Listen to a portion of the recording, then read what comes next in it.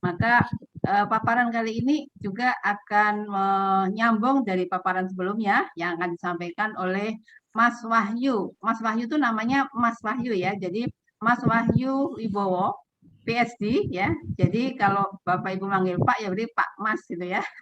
Silakan. Tapi saya manggilnya Mas Wibi ya, Mas Wibi. Silakan untuk melanjutkan paparan tentang halal food nih sekarang ini ya. Baik, monggo. 5 menit dari sekarang. Ya, baik. Terima kasih Dr. Daru. Assalamualaikum warahmatullahi wabarakatuh pada para peserta. Salam sejahtera. Oke, saya inti dari paparan yang akan saya sampaikan pada hari ini sebenarnya menegaskan apa yang tadi sudah disampaikan oleh Dr. Hafaz di awal dan juga Dr. Arif khususnya mengenai lifestyle sebenarnya. Jadi memang halal ini tidak hanya berhenti di ranah agama saja, tetapi memang sudah menjadi industri dan kalau di konsumen itu menjadi gaya hidup. Nah, kira-kira seperti itu. Oke, next Mas. Mungkin nanti ada beberapa yang saya skip juga. Oke. Halo Mas. Atau saya yang oh ya, oke. Ya Mas, next ya. Oke, ini tadi sudah skip lagi Mas. Nomor 3. Oke, ini ada pertumbuhan industri halal yang secara umum bahwa memang di level global ini sangat besar sekali nilainya. Miliaran dolar, bahkan ada diprediksi sampai triliunan dolar. Ya kalau dirupiahkan ya sangat banyak lah sudah tentu. Tapi apa artinya di sini kita berupaya supaya dari triliunan atau miliaran dolar itu kita mendapatkan porsinya, dan itu amat sangat besar. Dan juga didorong oleh perekonomian yang rata-rata juga maju di negara-negara Muslim dan konektivitas digitalnya juga semakin kuat. Oke, next Mas. Nah ini sedikit saja dari Global Islam Economy Report. Jadi memang industri halal ini ada laporan tahunannya, ada lembaga yang membuatnya gitu ya. Ini rutin tiap tahun. Bapak dan Ibu juga bisa mengakses lewat website namanya Salam Gateway. Nah ini yang terbaru. Jadi ini dampak dari COVID ya.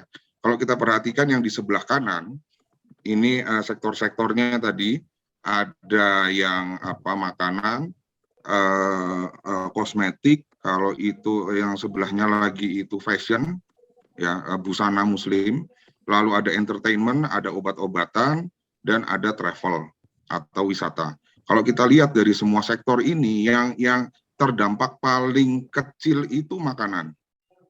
Jadi walaupun COVID turunnya cuma minus 0,2%, sangat kontras dengan travel sampai minus 70%. Jadi artinya memang kalau kita lihat dari sisi opportunity itu untuk halal food memang masih sangat kuat. Orang masih butuh makan, kira-kira gitu. Ya, apalagi yang halal. Nah ini kira-kira datanya berkata demikian. Jadi dan juga apalagi di masa COVID ini kan orang lebih mementingkan kebutuhan-kebutuhan yang mendasar gitu. Oke, next Mas. Coba lihat 5. Nah, permintaan makanan halal itu jadi simbol kualitas, keamanan, kebersihan produk gitu ya. Jadi ini yang saya maksud tadi, ini adalah aplikasi dari apa yang diajarkan oleh agama gitu ya. Nah, artinya halal juga menjadi pilihan produk makanan yang lebih sehat.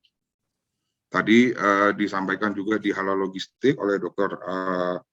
Hafaz dan juga Dr. Arif bahwa proses halal ini dari hulu sampai hilir memang. Kita sangat terlibat, tadi juga disampaikan oleh Dr. Chan, kitanya sendiri memang, ini ibaratnya kerja dari hati kira-kira gitu. Itu yang bikin makanan enak itu memang dari hati kira-kira ya, jadi dari owner sampai ke bawah itu berkah, nah kira-kira gitu.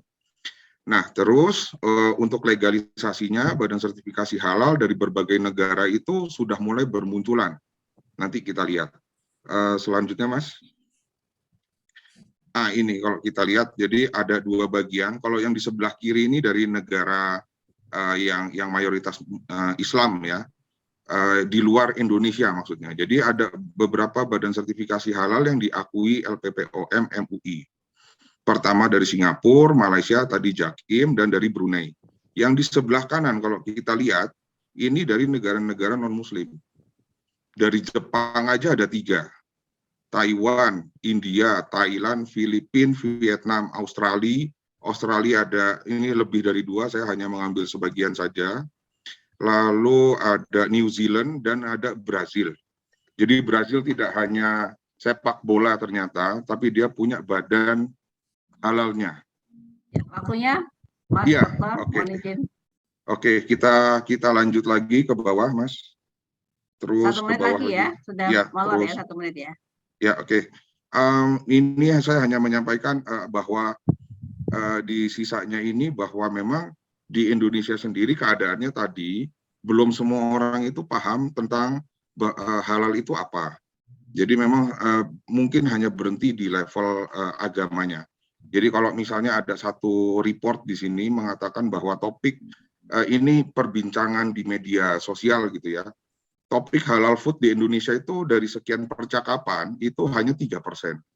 Beda dengan Islamic Finance gitu ya. Nah, ini sangat kecil sekali. Jadi apa namanya orang antusiasme orang untuk membicarakan tentang halal food gitu ya. Padahal tadi kalau kita lihat ini yang paling tidak terdampak oleh COVID. Oke, next Mas, ke bawah saja langsung terus. Ya, jadi nah ini sertifikasi halal. Jadi dari sedikit penelitian yang pernah saya buat, logo itu sebagai informasi. Gitu ya. Ini yang menyampaikan selain halal itu tadi ada sehat dan seterusnya. Terus ke bawah, Mas. Nah, jadi intinya bahwa tadi sudah disampaikan juga bahwa kita membuat produk apapun yang penting apa namanya konsumen itu suka. Nah, apa sih yang konsumen cari di zaman sekarang? Next, Mas. Slide terakhir ya saya kira. Ya.